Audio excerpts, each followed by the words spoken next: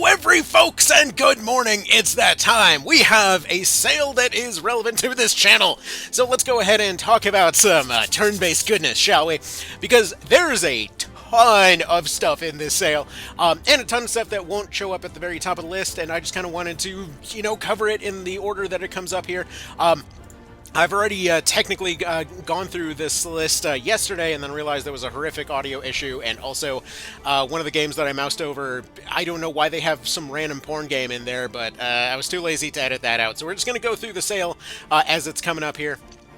And yeah, give it a little bit of a look here. So obviously, this is going to be a long list. As far as turn-based RPGs, there's a lot of them on there. But anyway, let's cover them in the order they come up. First of all, BattleTech. That needs no introduction. You know what BattleTech is. You got mechs, you got logistics, you got built machines that you're essentially custom building while paying attention to their specs in order to make a hopefully functional kind of war mech of sorts. Doing mercenary work and whatnot. Essentially a sort of semi-procedurally generated thing, from what I understand. This is one that I've had on my list for a bit of a while. Never quite got around to it because, other duties and whatnot, but man, oh man, incredible game from everything that I've seen. $10 is a steal for that one. Definitely worth going for.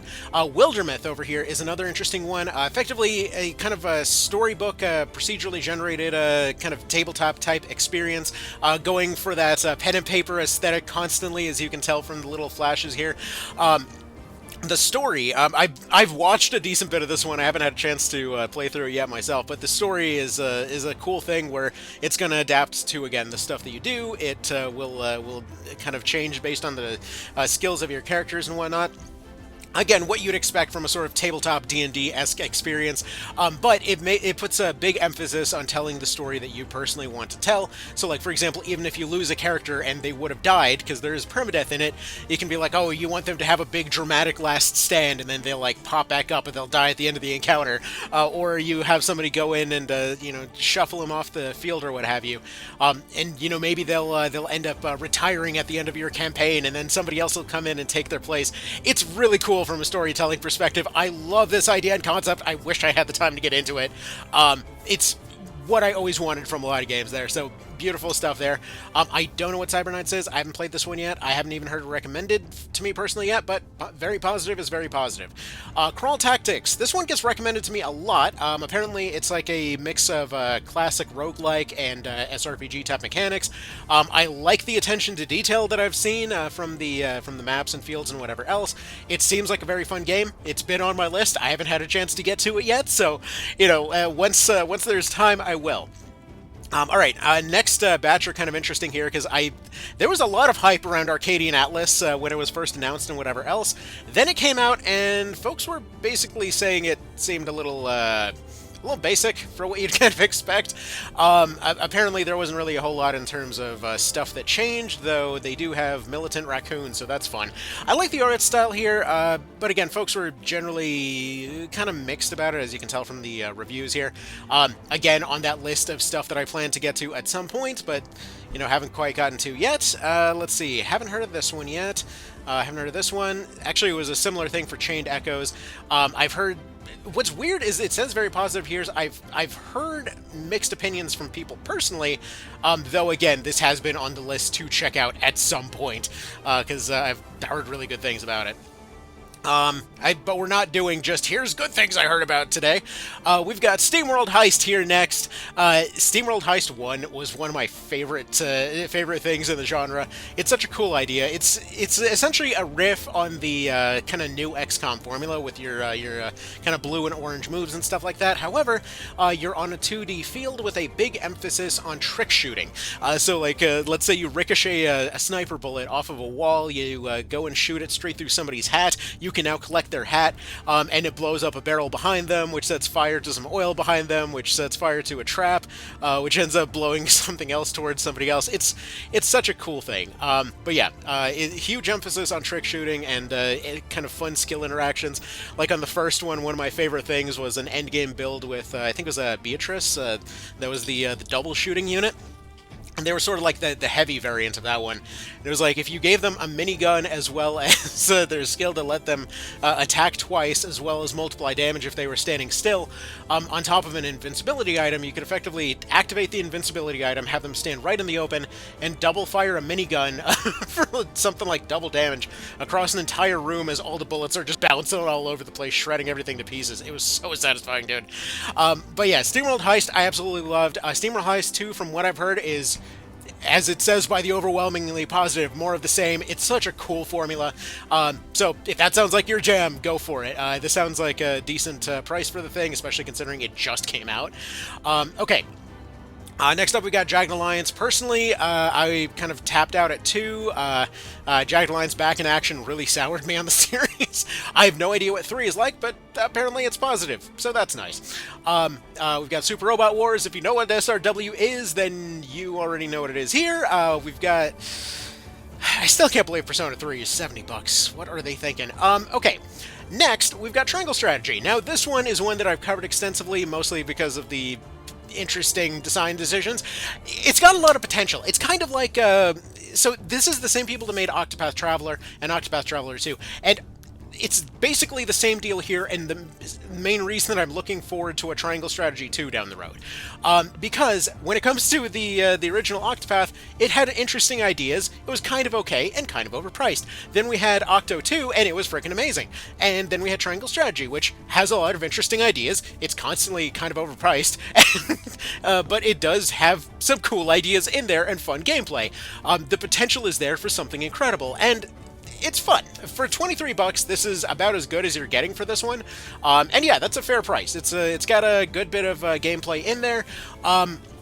It's got a story that's kind of adaptive, nowhere near to the level of something like a Tactics Ogre, but it does technically have some stuff. Just know that past your first playthrough, a lot of those repeat playthroughs will start kind of pulling back the curtain over how little stuff's actually changing, but just so you know, it does have a lot of interesting drama for a first playthrough. It's got an interesting mechanic where you're supposed to convince people to vote for your decisions rather than make them. Again, cool in concept. It's got some fun map gimmicks and stuff like that. And it's got extremely long cutscenes. Anyway, let's carry on. Alright, Songs of Conquest. If you are familiar with Heroes of Might and Magic at all, this is your new Heroes of Might and Magic. It's basically more or less an Ascended fan game, from what I understood, being effectively what a lot of folks enjoyed about those original HOM games and whatnot, just kind of brought back to life for the current day. And I've only played a little bit of those. I liked what I saw back in the day, but like I don't know enough of it to necessarily go and cover this or whatever else, but like it's just cool to see these kinds of projects. Like this is to the HOM games, just like something like Failseal was to Final Fantasy Tactics likes, or stuff like that, or for example for the Ogre Battle fans, stuff like a Unicorn Overlord or as we'll see later, Symphony of War. So that's, if you were looking for a HOM like, there you go. Next we've got Darkest Dungeon, not usually something that I cover, but an absolutely incredible game, and while it is just the base version as far as I can tell here, that's for $3, even the DLC I'm sure is, yeah, with DLC and everything else it goes up to $10. Honestly though, like the base version by itself is good enough. Like it's a fantastic game. Basic idea is that you're taking a team of adventurer sorts and bringing them through a dungeon. If they get too stressed out, they start having mental breaks and stuff. They got to stop and camp and kind of like pep each other up and stuff. It's effectively exploring the sort of horrors of an adventuring lifestyle, as it were, with some of the greatest narration you've ever heard. And you have heard it. You've heard that guy before. Like, if you ever heard an awesome narration over the back of something, it probably might have been from this game, more than likely. Oh man. God, it's a slow and insidious killer. God, dude, this game is it's amazing. And for that cheap, just do it. I probably play this more on Vita than anything else, but yeah, dude, that is a steal for that one right there. Okay, then we got some stuff that is way too Japanese for me, and carrying on, yeah, we got Octopath here. Like I said, still, like, it retains a very positive, it's very stylish, and it's very pricey. Anyway, let's continue on here. Yeah, Baldur's Gate 3 requires no introduction. Octopath 2, honestly, between the Octopath games, just get Octo 2. This is, like, if you love classic RPGs, you love this kind of 2D HD thing, Octo 2 is a very, very meaty game. It's got a whole lot of interesting mechanics going on for all of its different people. And the scenarios are a hell of a lot of fun. Not to mention, I love the stylisticness of just going to the old classic thing of, like, you run into a boss and suddenly they just look like they're the size of freaking Godzilla. It's just cool to see. Like, oh, this apparently the prison warden was just a giant this whole time and we just didn't know. Either way, fun game. Again, not really something I've covered as much as I intended to, but it deserves that overwhelmingly positive. From what I heard, it kind of suffered in terms of sales, which is just not fair. I'm actually a little bit surprised for Octopath and all that they put so much emphasis on keeping the price high instead of getting more people in, because really, just more people really needed to try that one. Anyway, heard a lot of good things about Sea of Stars. Not really something I've looked into myself. Tactical Breach Wizards has also been on my list. Seems like a more kind of, I guess, fantasy real-world-esque version of Chimera Squad from an indie budget, as far as I can tell. But yeah, basic idea is just like SWAT combat as wizards that are cops or something. So, very cool concept, fairly new. Again, it's been on my list, I just haven't had a chance to get to that one. Very fun concept, though. Let's see, stuff that's sort of like D&D stuff, like Pathfinder type of stuff or whatever else. I'm assuming if you know what those are, you probably already own them, so we don't have to linger on that too much. XCOM 2! Hell yeah, XCOM 2! Now, there is a little bit of a trick to this, though. Let's go into this list here real quick. So, base game XCOM 2 is alright. It's a good game. But what you want is the XCOM 2 collection. This is a great game. Yeah, basically this will all boil down to $5, is typically what's over right here. Let's see if it actually shows it properly over here. Typically this is $5, and this is across, across everything. So yeah, it won't tell me because I own XCOM 2 on frickin' everything, because again, it's so cheap you should own it on everything, despite being probably one of the highest budget SRPGs ever made. But the basic idea is something you're probably familiar with. They're effectively a paramilitary organization dealing with an alien invasion. Classic formula, classic XCOM, it's where it all came from. Essentially what we're looking at here is that now you are in a Saturday morning cartoon if you are playing the War of the Chosen version, which is what you should be playing. So, effectively, the world's been taken over by robo-Nazis, more or less, and in this particular case, you are a scrappy resistance flying around in your helicarrier. As far as the gameplay goes, like, it's just a completely free-form thing where you build up your team of units here, and all of them will be a little bit different. They will have different skills that they can potentially learn, just kind of based off RNG or whatever else. Different units can go and team up with each other. Different abilities, skills, and whatever else can be transferred between people. Like, at any point, you can be like, oh wow, this guy's a great heavy hitter, but also I can just pop this, pistol over here, the stealth pistol, into his pocket, and now suddenly they can be a stealth guy. Sometimes you'll go into missions, and there'll be unique parameters to those missions, like, let's say you've got some locals that want to help you. Let's say you've got some like random zombie invasion that's going on there, or you've got enemy units that are all of a particular type or something. It is infinitely replayable. Like, the sheer amount of combat variety, of mission variety, of everything variety, on top of insane amounts of customization. This game is art, okay? Even the glitches are just more funny than they are harmful. But very, very, very, very, very, very, very good game. One of my favorites. And yeah, it's damn solid. Again, there will be glitches. It's a almost entirely procedural game, and it just revels in the weirdness of its glitches. Like, sometimes you'll just go into a kind of a terror mission equivalent, and you'll notice that the local militias managed to trap a unactivated pod of enemies inside of a just inside of a house or something, just taking free pot shots forever, only for them to randomly go berserk, set the entire building on fire, and accidentally just like detonate the entire zip code, and you've failed the mission having done nothing to actually go wrong. But again, it revels in its chaos. It's a beautiful game. And it's usually on $5 for everything. Like, we have it on Switch, we have it on PC, we have it on phones.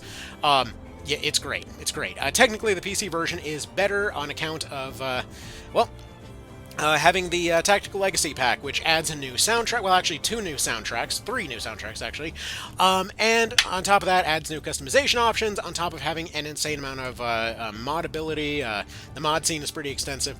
Anyway, let's carry on. Let's see. Marvel's Midnight Suns is typically pretty pricey. This one I haven't really covered much, despite owning it because it was for free on Epic Games or whatever else a little while ago. It's the same folks that made XCOM, and I just don't really have a whole lot of care for comic book stuff.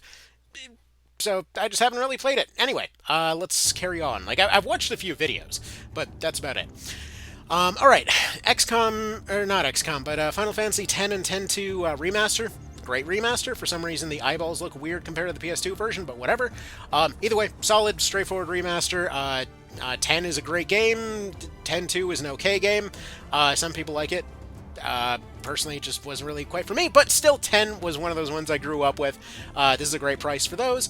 And let's carry on to whatever else is on here. And hopefully this time around, this had me worried there for a second.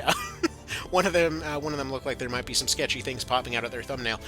Okay, Persona 4 Golden. Not exactly... So, usually I don't cover games like that at all. I will say 4, I personally played on the PS2. Basically, they had it for sale for like $2 or $3 on the PS3 over a decade ago now.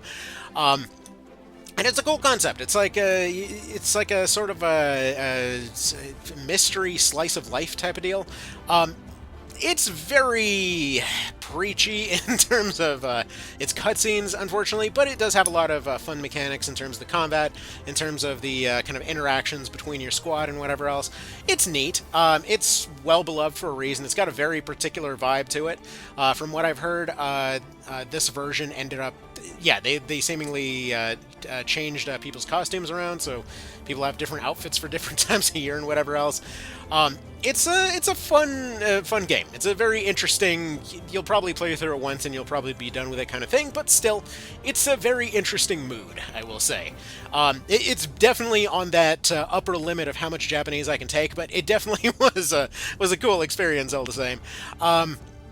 And yeah, for that price, definitely not bad. We'll say probably will get your money's worth there. Next up, Tactics Ogre Reborn. You already know I'm recommending this. What are you doing on this channel if you don't think I'm recommending this? This is probably my favorite thing ever. So, okay. Specifically, I want to point out, as far as Tactics Ogre Reborn goes, this is kind of a spiritual remake of multiple different versions of Tactics Ogre as well as its entire Ogre Battle series, because the entire series never once had consistent mechanics between games. Like, that's...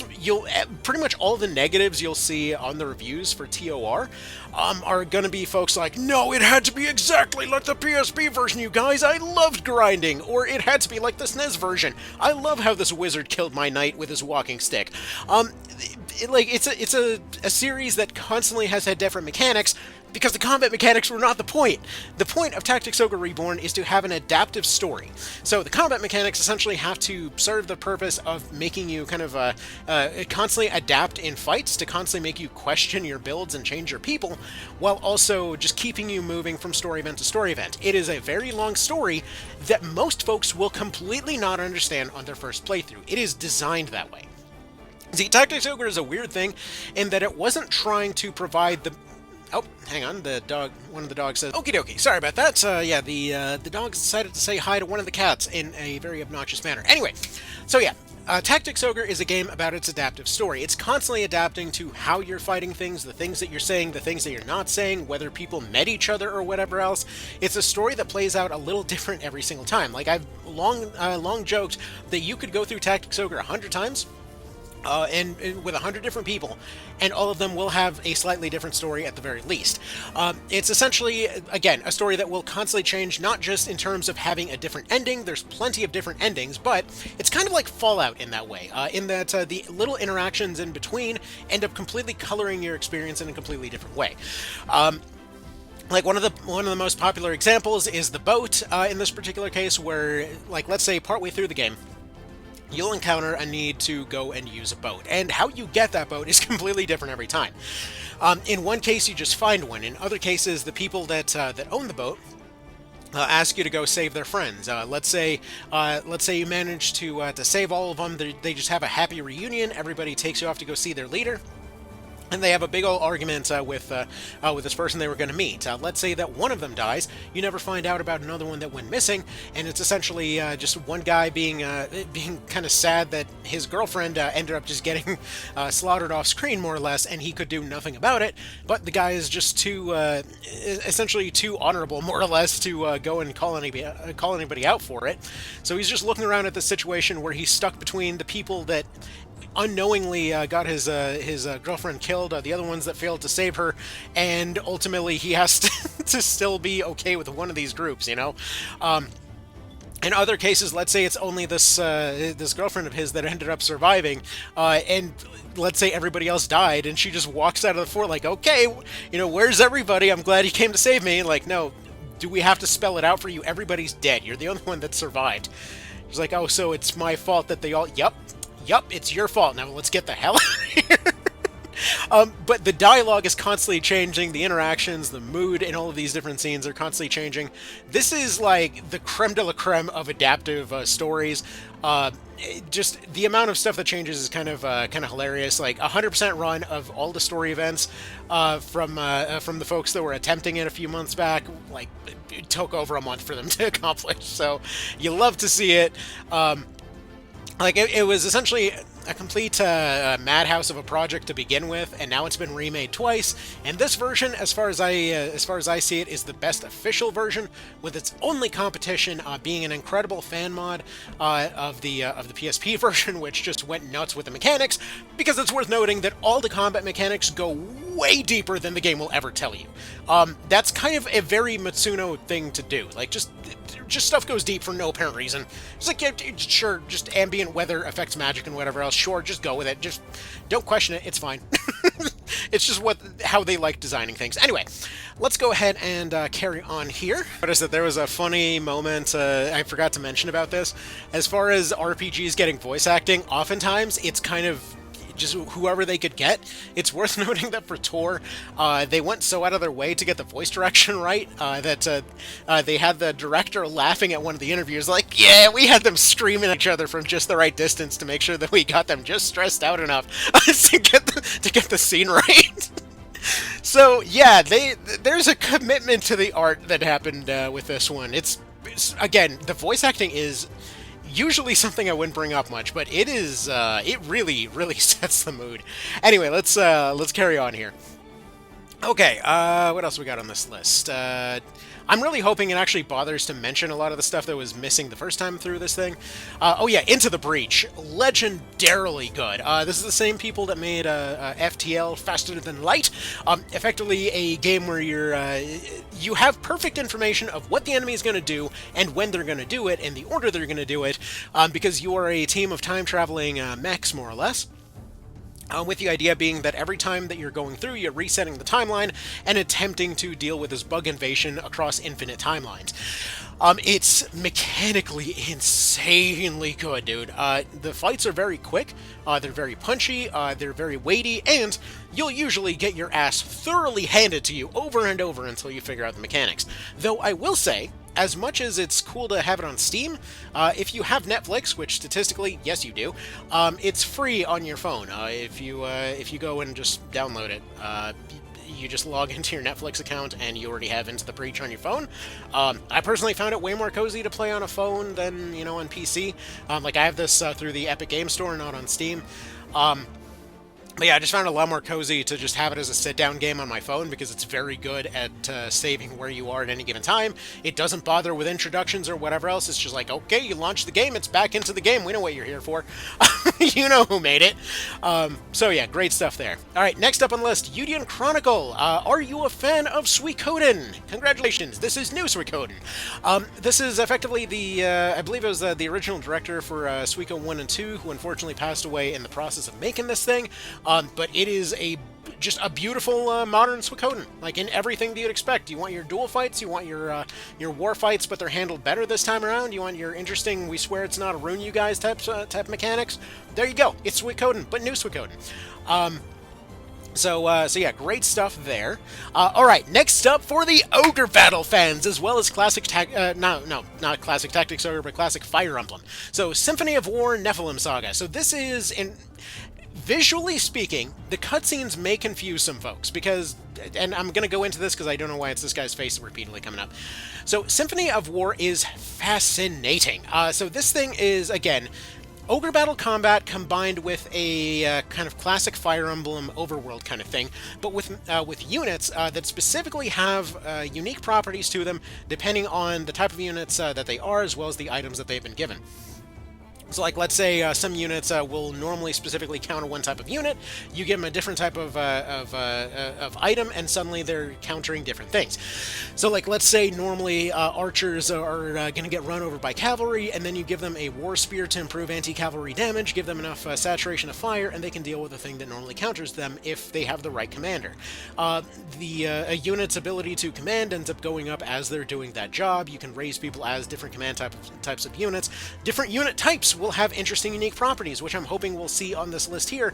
Like, my favorite one is the fact that scout-type units will effectively go and disappear at the first round of combat in order to go and ambush at a later time.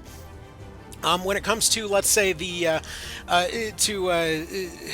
is it, just like the overworld interactions and whatever else, again, there's interesting mechanics to this as well, having things like, healers being able to heal people nearby a limited number of times. You can have everybody go back to town to go resupply in their abilities and whatnot, so there's a logistics angle to it. There's permadeath modes if you like playing with permadeath. Not to mention, interestingly enough, this one plays exceptionally well on remote play of all things, due to, obviously, not having a whole lot of it's very sharp visuals, but it's not very kind of heavy on the effects, right? So this means that if you're going and remote playing this thing, it actually plays really good on smaller devices. Like, I was playing this on a Retroid when I had one for quite a bit, because yeah, it just worked exceptionally well there. As far as the story goes, it's unusual. It does start doing stuff that seems familiar. It does go some odd places. I can understand the cutscene's not necessarily appealing to some. It's a very RPG Maker kind of art style as far as that goes, but don't let that dissuade you. This is a mechanically really fun game. Like, just definitely check it out. Definitely check it out. Like, as far as it being earning that overwhelmingly positive, abso-frickin-lutely. Okay, so yeah, like, it's literally just a combination of classic Ogre Battle and classic Fire Emblem. Amazing stuff. Okay. A lot of folks do find it to be on the easy end, but honestly, that's just fine for that kind of thing. It's just fun to watch the fights. Alright, Underrail. If you like brutal roguelike type of stuff, just go get yourself Underrail. You've probably already heard of it. Next up, we have Sword of Convaleria. You remember how I said earlier it would be cool if they did a Triangle Strategy 2? That's Sword of Convaleria, basically. Except it's free to play, so they're probably going to have a harder time keeping up with that. Now, you might notice that despite this is marked as a mostly positive, non-overwhelmingly positive. This is basically because of the monetization structure. I want to be very clear on this. Despite the fact that this is technically, mentioned in the sale, but not technically on sale, this is a game that puts a lot of emphasis on actually letting your choices stick, of letting you kind of feel decisions that you made kind of throughout the playthrough.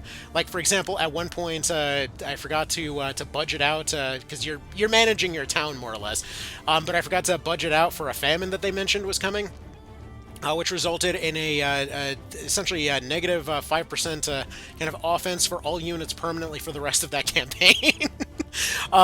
But essentially, we're talking about a game that is insanely dense in terms of the sheer number of different map types, different kind of objective types. The story actually sticks to the decisions that you made.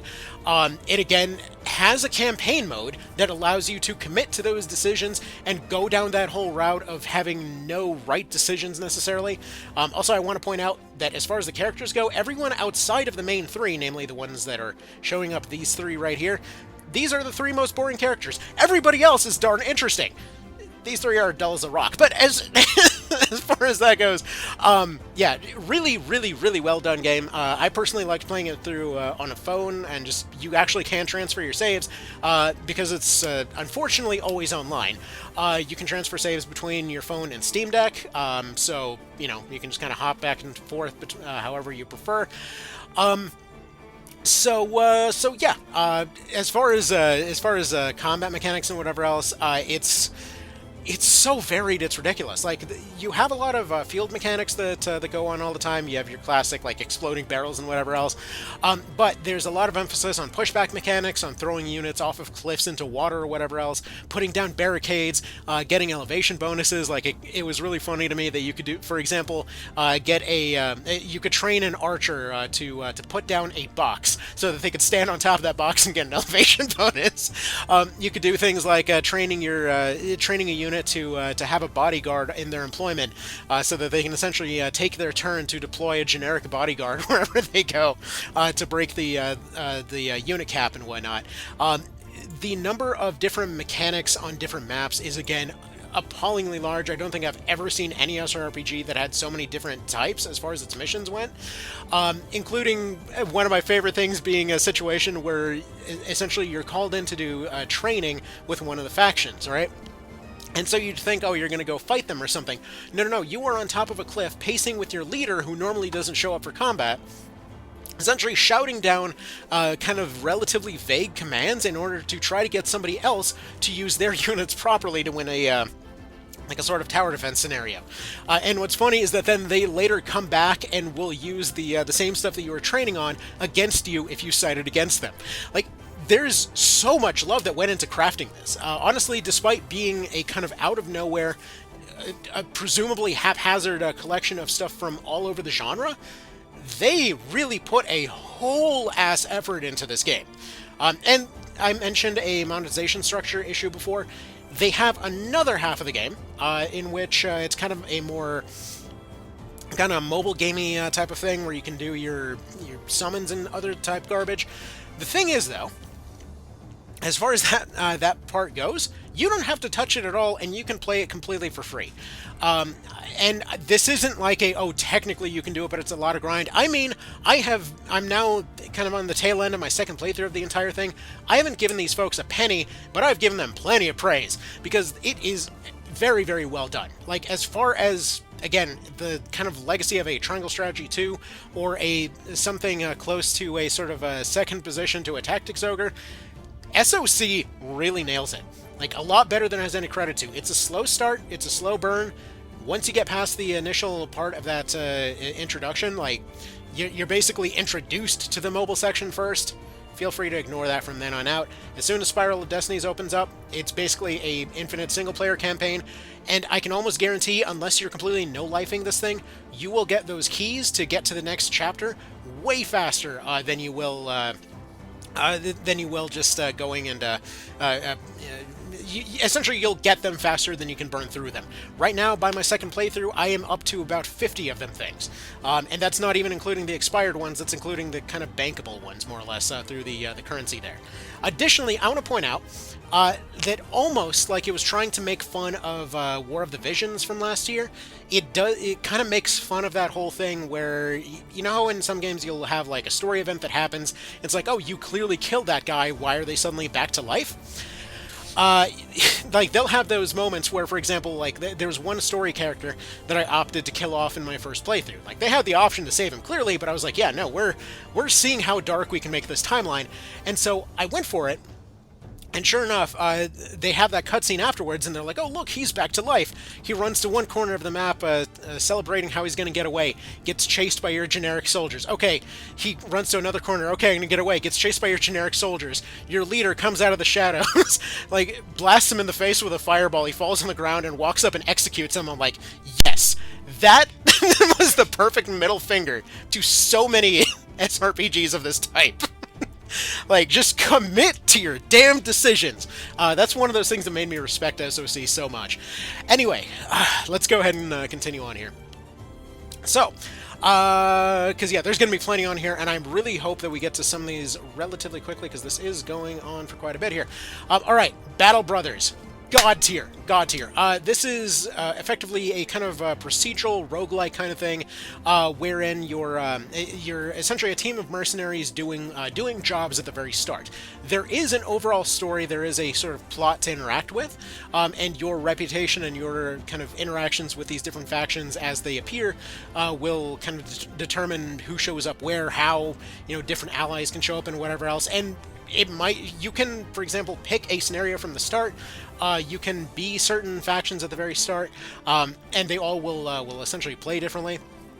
And they'll have different goals and whatever else to achieve, and then you will have a sort of end goal. Unlike, let's say, the old Mountain Blade games or whatever else, you're not just here to permanently live in this world, but there will be a end goal that eventually appears, whether it's some apocalypse scenario, some war scenario, something. But the combat mechanics in this one are very, very nitty-gritty and brutal. So, let's say, you find yourself outnumbered or something, so you have all your soldiers with nets march out, throw nets on those people, and just repeatedly stab them with spears while they're struggling to get out. Or, let's say you go and give people a bunch of bows and equip them with trained war dogs to go run people down while you snipe from a distance. It's very brutal combat. It's very difficult. Even on the easier difficulties, tends to be pretty difficult. But if you love that kind of nitty gritty, if I can just adjust a couple of things here, maybe we can just barely survive kind of combat, you're gonna love it. And yeah, your pieces are effectively chess pieces, but it does carry through a lot of information with those little chess pieces. It doesn't look like much. It isn't much of a looker on first glance. But the mechanics are dense on this one, and the fights get pretty darn huge. So there's that too. But yeah, having this sort of personalized team of units, going through and surviving all these fights and interacting with these different story events, you kind of start to care about your nobodies, and it feels good. It feels really darn cool. So yeah, and actually on that note, I didn't see it. I didn't see it here last time, and I don't know if it's on this list, but I just want to throw out a little bit of a mention here to Last Spell as well, as far as turn-based games. I actually don't know why Last Spell isn't on this list right now, but if you wanted a sort of I guess you could call it a tower defense SRPG, basic idea of the Last Spell whenever it does come on sale is that you're effectively a team of a small team of surviving units that are trying to protect a guy to get one step farther to saving the world from what's effectively an infinite invasion, more or less. That kind of setup is all well and good, but everyone's equipment and skills and everything else are variable. All of your people will come with quirks that cause them to fight better in certain ways, worse in others. It might be a little bit of trouble when your dedicated heavyweight tank shows up as a nudist who refuses to wear armor. So it's very fun. It's very challenging. It's got a fun bit of figuring out your crowd control, figuring out how to build up your town kind of elements. It's a shame that it's not on this turn-based RPG Fest. It totally should be, because it's an incredibly well-made game. Okay, let's see. There was one here I just saw from earlier. Where did it go? I don't know. I missed something, and that's a shame. Anyway, Xenonauts 2. This one's actually a developer sale that's going on right now, so Xenonauts is incredible. Easily one of my favorite of the XCOM-like genre, but the original Xenonauts was essentially you set in the Cold War, as the Soviet Union constantly tries to screw you over despite the world being at stake, because, frankly, that's just fitting. Anyway, so as far as Xenonauts 2 goes, though, the Cold War has effectively lasted into the current day, so they have a situation where the world is being quietly invaded and subverted. People are getting panicked through social media and made to believe all kinds of complete dickheads are secretly the only people that can save them. That's hitting a little close to home right now, especially with election season coming up. But anyways, either way, the general idea is that it's very, very tactical combat with a lot of kind of nitty-gritty emphasis placed on people's equip loads and whatever else. A very classic XCOM here, but bringing in a lot of the newer stuff that you'd kind of expect with quality of life features, awards for your people, things like mechs for your team, of having variable types of planes, dropships, an interesting air game. If you liked classic XCOM, Xenonauts 2 is amazingly good. So it's a ton of fun. It's very, very brutal, just so you know. You can't expect that potentially you'll have a situation where one type of unit ends up getting a flank on everybody, and suddenly you're looking at a squad wipe. But yeah. Again, very fun stuff here. A lot of the classic stuff that you like from classic XCOM is here, with some interesting new twists. How in XCOM Enemy Unknown, we had those moments where where like let's say you had a sort of human faction to it. This one actually starts you off fighting those guys, and they're kind of the first layer. Like the actual invasion hasn't properly started, but the cleaners are the folks running red states, if we're being completely honest. but yeah, they're the ones going and making up scenarios for people to panic at. And yeah, so your first order is to go deal with them while we got the Cold War brewing in the background, while we got the previous kind of general running your operation here, getting mind controlled and kidnapped, and the like as far as the different unit types and whatever else, your people getting mind control, just like very classic XCOM, is just available right from the get-go. They are a massive threat right from the very start, even if they aren't very kind of crazy on the combat front and whatever else. It's real good stuff, man. It's real good stuff. If you love some logistics in your strategy, you are gonna love Xenonauts 2. Not to mention the air game is pretty freaking cool. Also, there's just a lot of lore tidbits throughout all the descriptions that are a lot of fun. Alright, let's carry on here. Actually, one more thing that I think will show up, I think, close-ish to here, if I remember correctly. Oh, by the way, XCOM Enemy Unknown. You might be thinking, wait a minute, we already talked about how XCOM 2 is freaking amazing. Yes, it is. And War of the Chosen is, again, the version you should go for in that particular version. But Enemy Unknown, specifically Enemy Within, is going to be the DLC version of this. Is easily I would say, the prime example of strategy survival horror done right. It's so good. Easily one of my top played games of all time right here. A ton of fun in terms of the different unit interactions. You got randomizer modes if you're into that kind of thing. The fights get very chaotic, and if you want to take this even deeper, there's an incredibly deep mod known as XCOM Long War for this one that is probably one of the most extensive mods I've ever seen for anything. Where, as the name implies, with the Long War thing, you are going to be potentially going through a campaign for months. But the default version here is just that right mix of difficulty and strategy that is just absolutely beautiful. All right, anyway, let's go ahead and go back because we had Horizon's Gate on there, and Horizon's Gate is definitely worth mentioning. So, okay. We've got Horizon's Gate on top of what should be right next to it, and I'm shocked it's not up here at the very top right now, because Horizon's Gate next to here, let's, where is it right here? So Rad Codex, right? Rad Codex are, I say R, slash is like one guy, but it's a very interesting idea of essentially just taking one engine and continuously iterating on the kinds of stuff that it can do.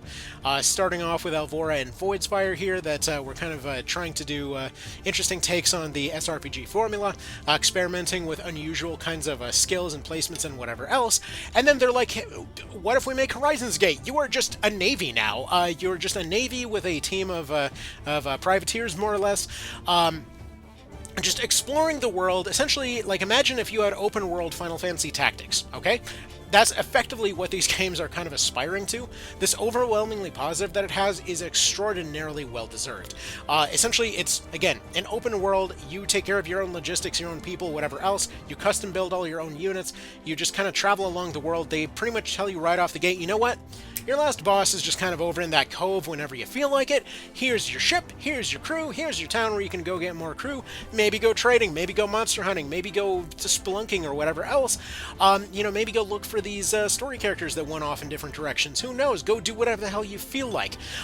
It's very, very good in that way. And I want to point out, and this will become very relevant to the next one, Kingsvein, but there's an emphasis in all of these games that all of your combat skills are also your overworld traversal skills. So, like, if you freeze the water, you don't need a boat. Just walk over your now frozen water. Oh, there's some stuff in the way. Maybe blow it away with a tornado or something. Maybe there's a tree in your way. Just chop it down with your axe.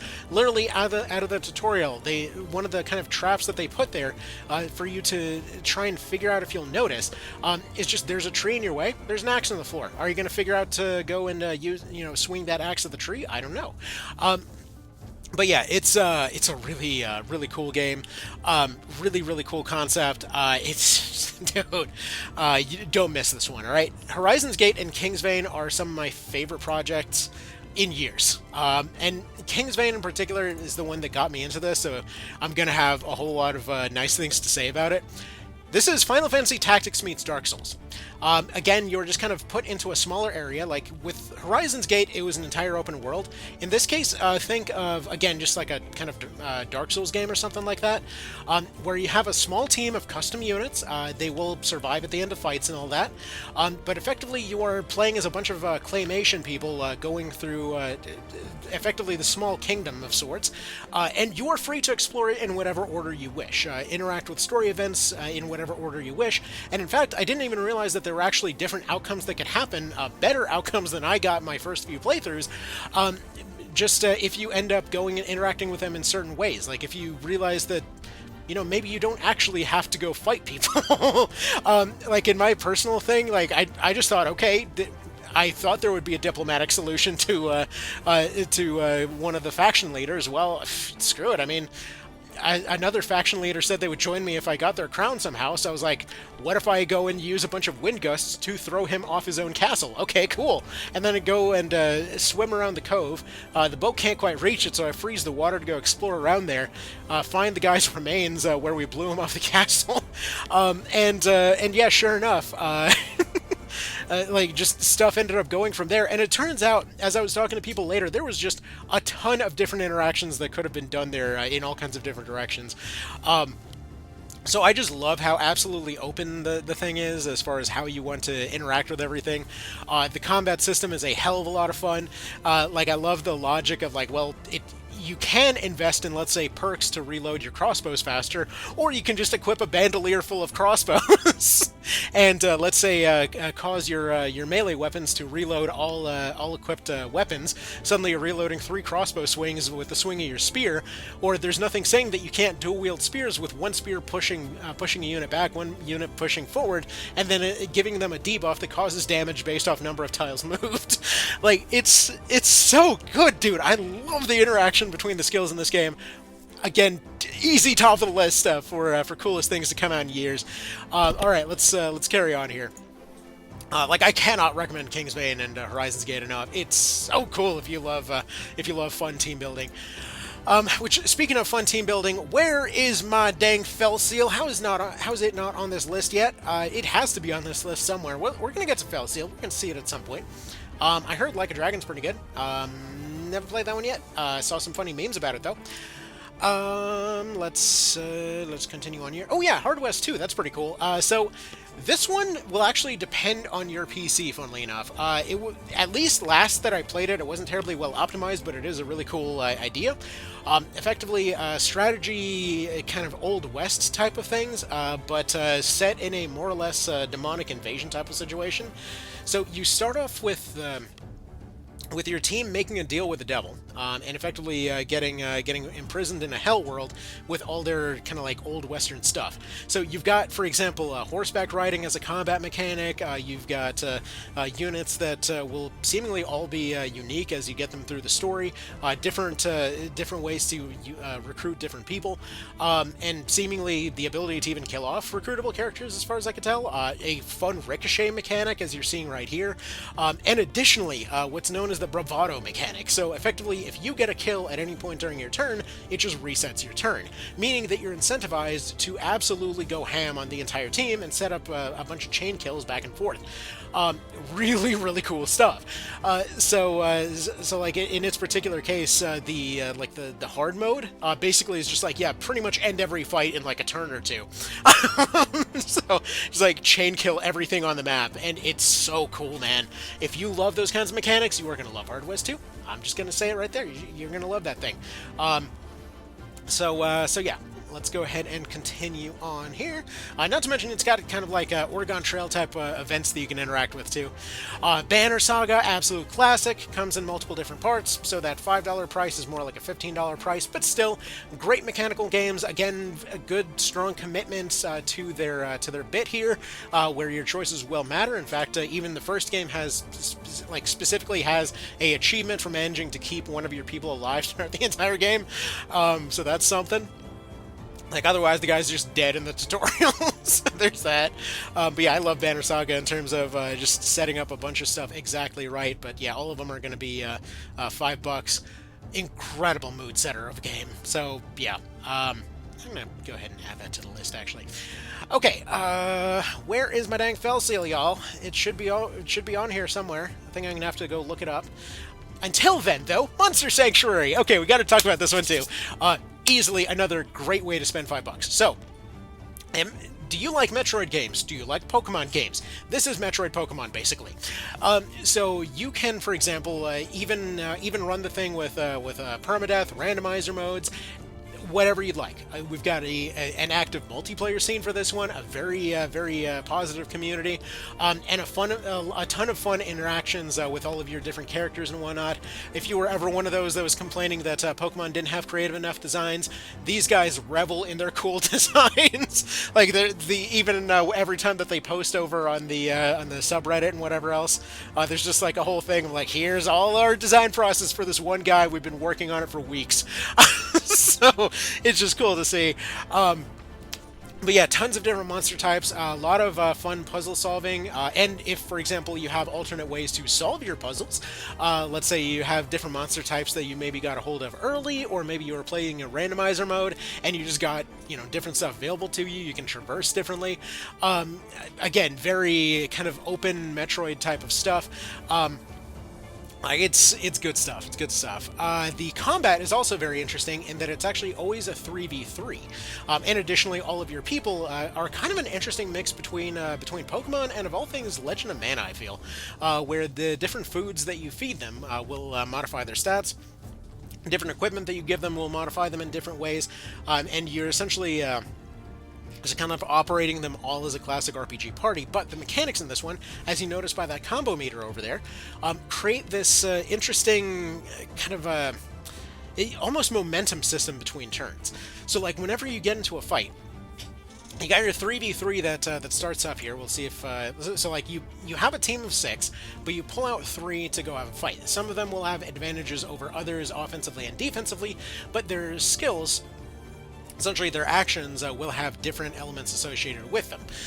So you have the classic kind of Pokemon-esque switch hitter opportunity if you have it there. Every one of them also has a unique skill tree, every single monster in the game. And additionally, again, there's some modifications to that. There's respecking for people and whatever else, and hell, even outfit customization if you haven't picked up on that just yet. Here, does that have the combo meter? So what we have over here is a combo system. So based on how many actions you've taken, whether they're buffs or debuffs or attacks or whatever else, you actually have a combo that you build up over the course of your turn, meaning that you're incentivized to save your heavy hitters for the end of your turn. So you can essentially deploy their attacks, items, whatever else in whatever order you prefer, but they all attack as a team. So you essentially put out commands for all 3 of your units at once, and then they just go for it. And this creates a ton of fun tension for stuff like permadeath runs, because it's like, yeah, I can see that there's an opportunity to win this seemingly impossible fight over here, but we're probably gonna have to sacrifice this guy over here midway through the turn, but his ability to throw out a bunch of extra attacks will boost this other thing just enough to make that kill happen. It's such a good game. Well, I mean, I guess it wouldn't be one of these videos without me dropping something on the ground. Anyway, and yeah, funnily enough, published by the same folks that made Worms. But yeah, just very nicely designed here.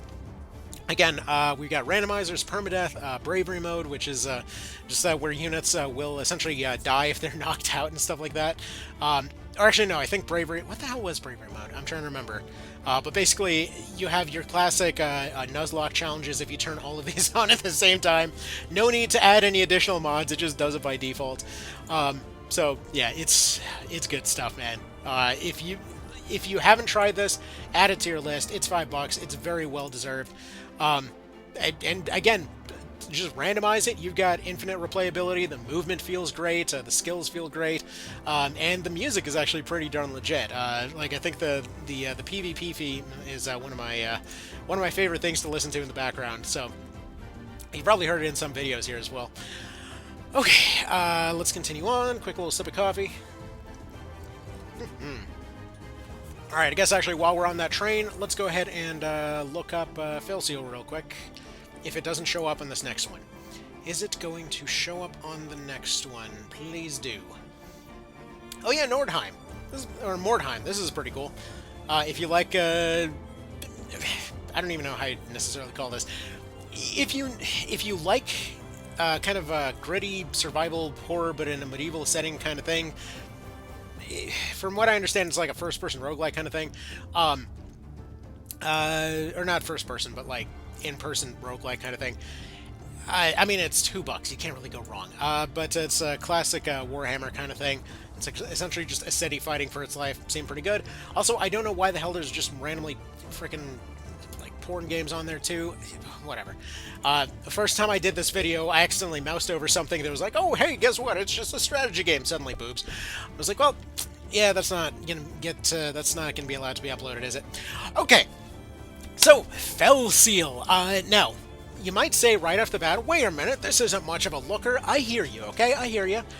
Understand two things. First of all, this was a team of like 2 people and change, okay?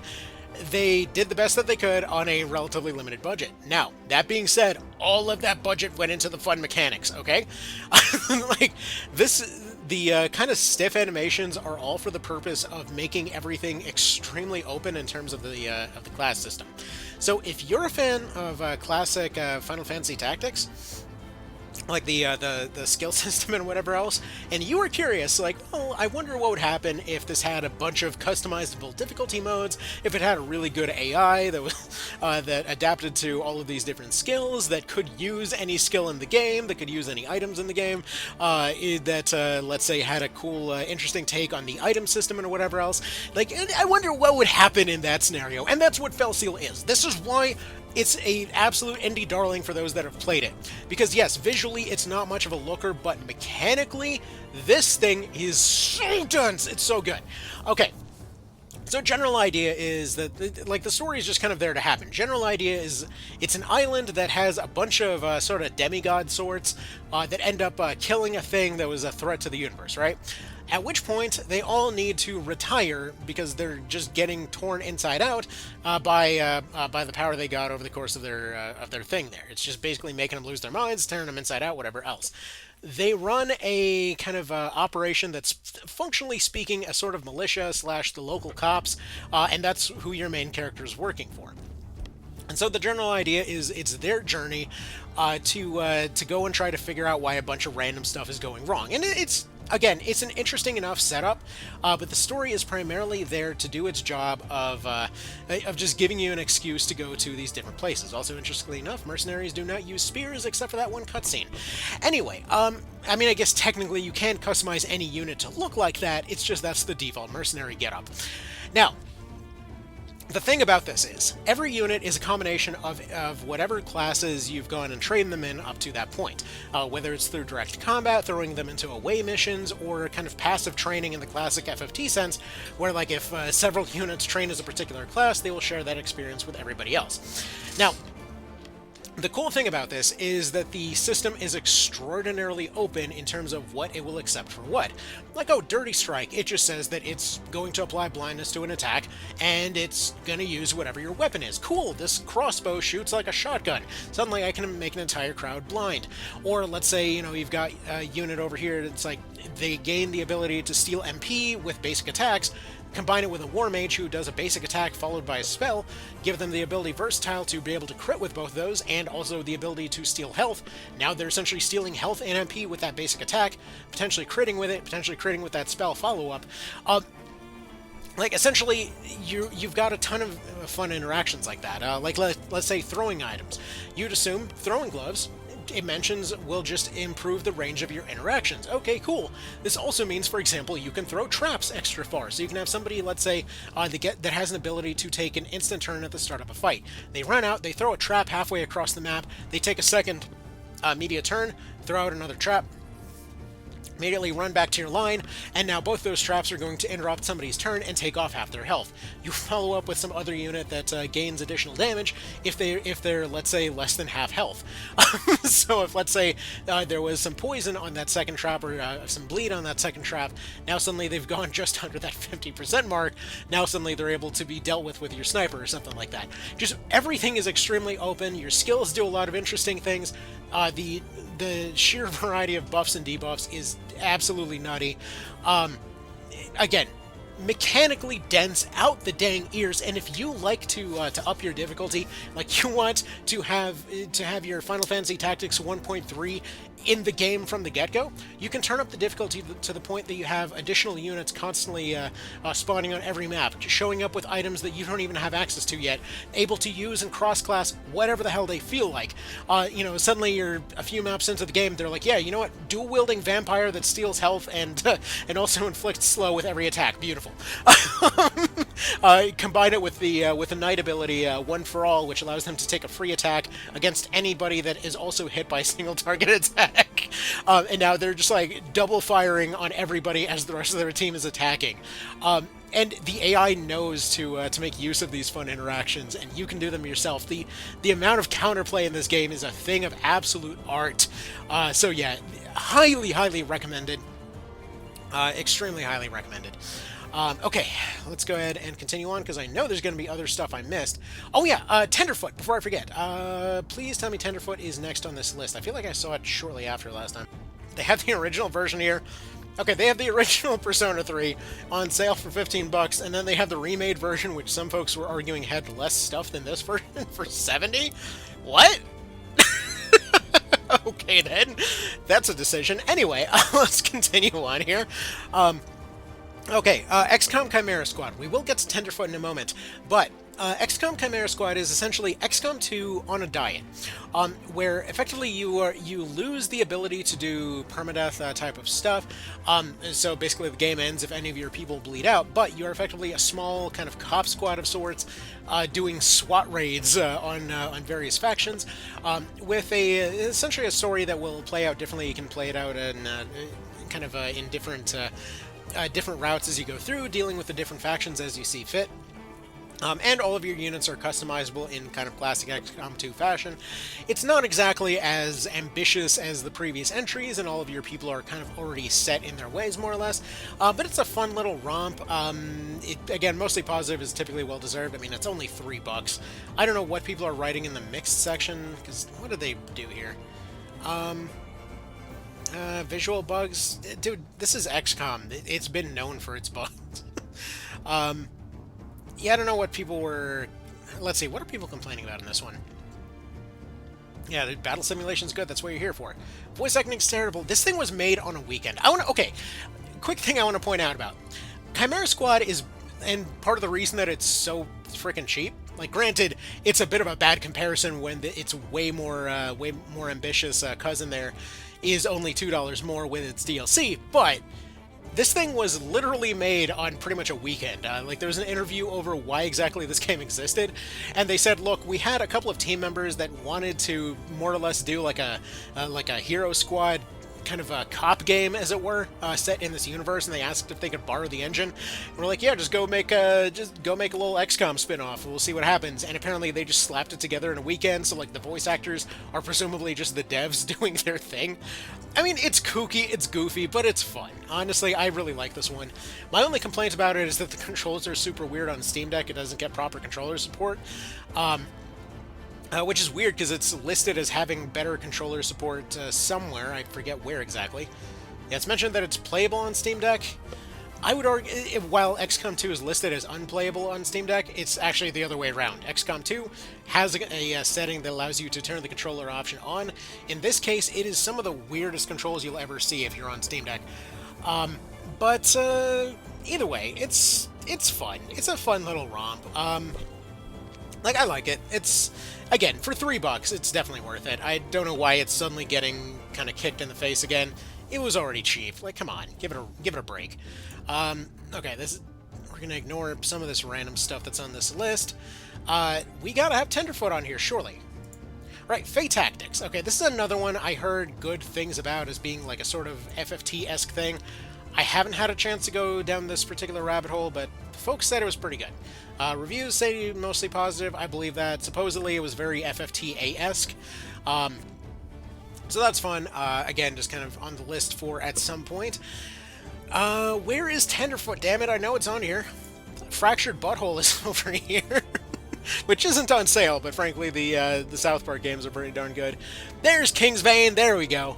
Wandering Sword is also pretty fun. Not on sale, but if you're into kind of Chinese mythological fantasy type of stuff, it does a lot of fun stuff. Yeah, Wasteland. Okay, Wasteland's pretty good. I personally liked Wasteland 2. Never got a chance to do 3 yet. But it's a fun IRPG type experience there. If you like RPGs, you probably already own it. So there's that. Alright. We're back to Crawl Tactics again. Actually, Fallout Tactics. Okay, it's funny that it's here, because you know how I mentioned earlier that there was a really, really good mod for Tactics Ogre? Well, that same guy made a mod for Fallout Tactics as well that also just kind of makes it a lot better. Just kind of throwing that out there. It's not on sale right now. You can typically get this for like $1 whenever they have a Fallout sale every 5 minutes. Shadowrun Dragonfall. Another great game. Like, this isn't as fancy as some of the other stuff that we've talked about. It's somewhat dated by today, but it's again a fun kind of variable interactive story kind of thing, and has mods. So for the price, definitely worth it. Yeah, a lot of these were not picked up in where we are right now. Like, I played a lot of the original Shadowrun. I never got a chance to do Dragonfall as of yet. It's been on the list for absolutely forever. It's like one of those ones that looks so low budget. Divinity Original Sin. You can typically get this for like $10 when it goes on sale. Great RPG for a lot of different reasons. Great map interactions and whatever else. But yeah, not on sale currently, so we're going to move on. Banner of the Maid. If you liked classic Fire Emblem and wanted to do that with groups, kind of get some Advance Wars mixed in there, it's a fun little romp for the price. Definitely not bad. Played it a decent bit. It was cool to see the interesting story interactions. Like early on, let's say you have a choice, which, by the way, I should probably mention, it's definitely weird that they're looking at the old Joan of Arc story, but they're kind of anime hotnessing everybody involved for some reason. It's skirting the line over what's acceptable, but it's interesting. It's mechanically fun. I never quite finished that one though. Kind of dropped off. All right, let's see. Where were we? Caves of Lore. I thought that was Caves of Quid for a second, but it wasn't. Apparently, Suikoden is on here. I didn't actually know that the remaster was out on Steam. Oh, it's not out yet. Okay, pre-purchase for $50. Just okay. I would probably go for Udian instead at this point, to be honest. But all right, good for them. Hard West 1. This is basically like Oregon Trail with some XCOM built in. We talked about Hard West 2 earlier. Hard West 1 was its way safer playing kind of original version, going for more of like a Western adventure with some mystical elements kind of thing. Hard West 2 was just like, screw it, Devil World. So that was cool. Seriously, where is Tenderfoot? Why is it not higher up here? Surely it would be somewhere. I've heard some folks say that this Mercenary series was okay. From what I can tell, it looks fairly generic. I don't know. Deskcam is mostly positive, but it's seemingly not as good as some of the cheaper stuff we've talked about so far. Alright, I guess we're just looking up Tenderfoot. I would definitely... Like, I know Tenderfoot's on sale right now. There's actually several here that I want to talk about that are going to be on sale. We're going to go back to the library real quick. I'm not going to have to... Actually, we have to go back here to look up Tenderfoot, because I have Tenderfoot on Switch! Okay. Get over here, Tenderfoot! Alright. The reason I want to bring up Tenderfoot is not only is it... Apparently, I'm going to exit out of that page, okay? So, not only is it cheap as hell, okay? Not only is it cheap as hell, but... This is such a cool concept for a game. So, again, open world exploration, SRPG kind of thing, but you're not only skiing around, but every one of your fights is effectively a geomancy war. So pay attention to what's happening with all of these different attacks that they're doing.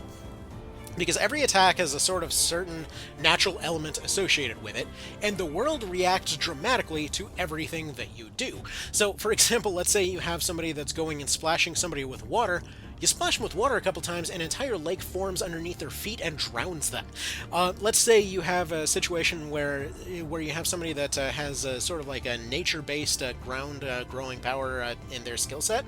So they use that. Somebody with a poison skill set ends up growing the nature around them, ends up causing a bunch of plants to spawn, and now you have somebody fire a volley of fire arrows in that area, constantly burning all units in that area. This has some of the most fun DOTs I've seen in any game ever. The exploration is very, very relaxing. And effectively, you're just exploring around the world, trying to figure out what the hell is going on, whether you're even real. Because you're essentially trying to get all these goblin people to do something, but the combat is really satisfying.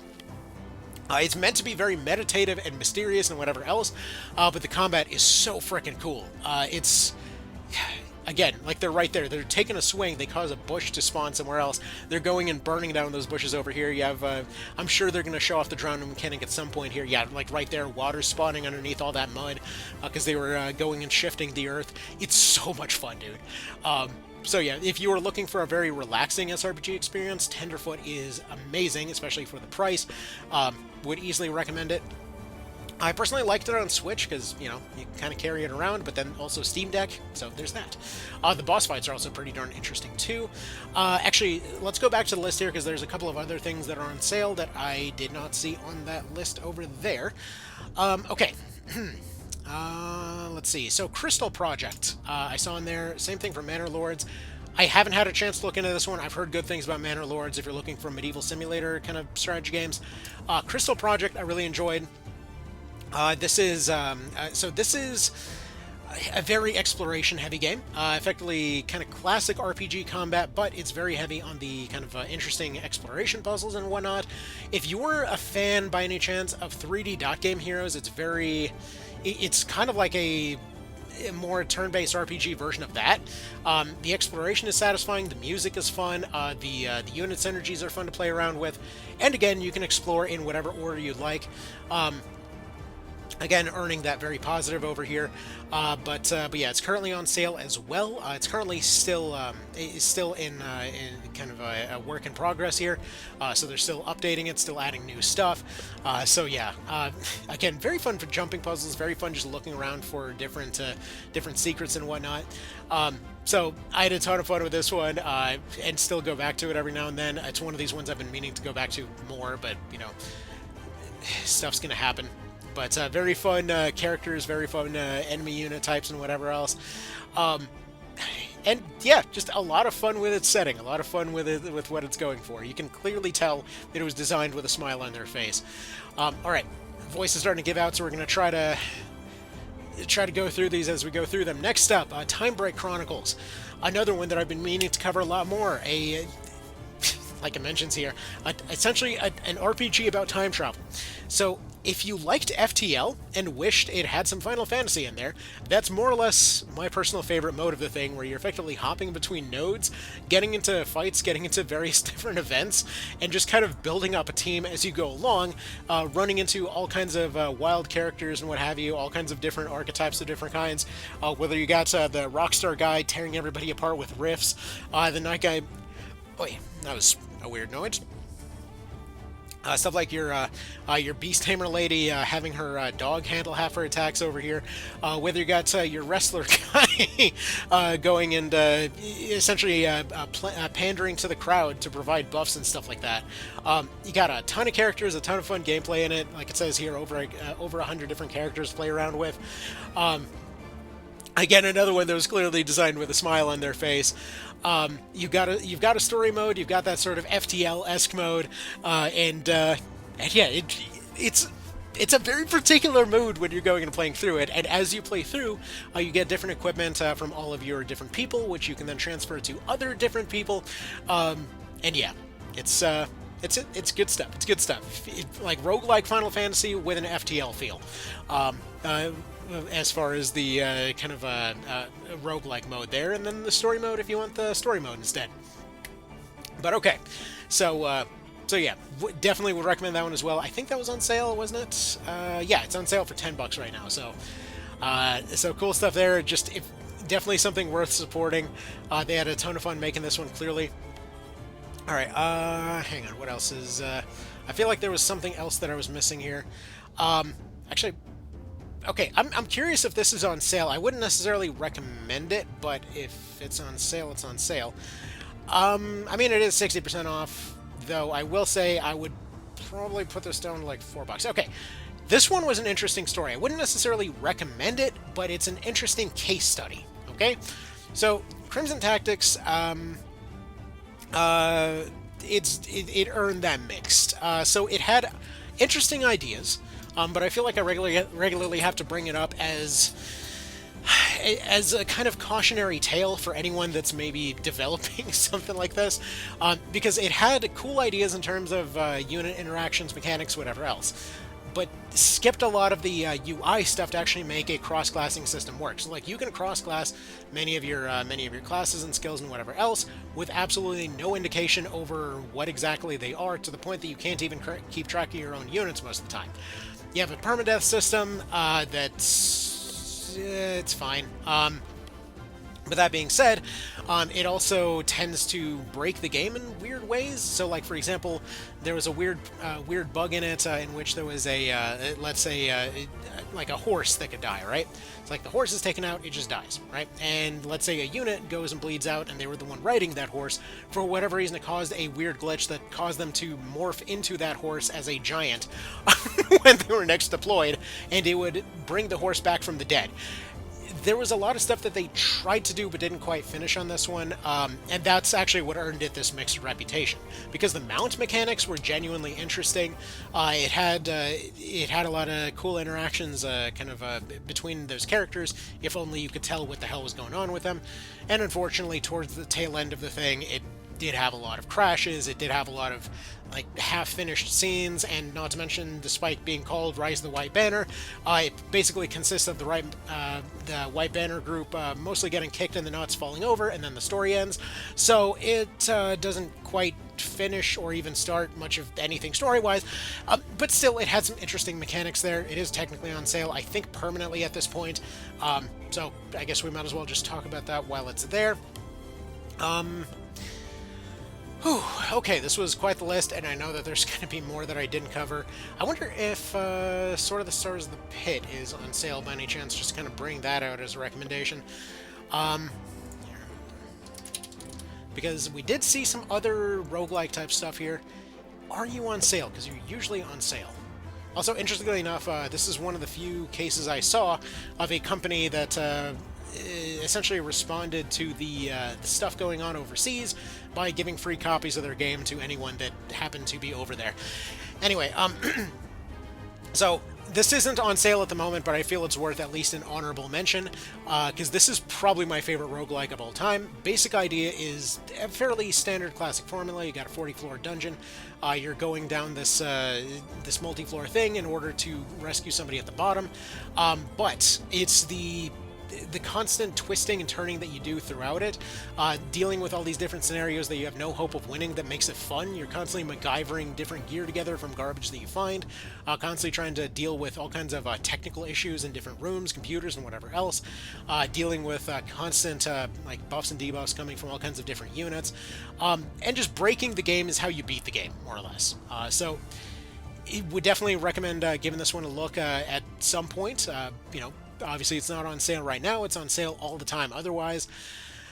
Anyway, that's all I have time for here today, though. I gotta get going. This was already a bit longer than I expected, so y'all have yourselves a good one. Take care, and I hope this helps. Bye.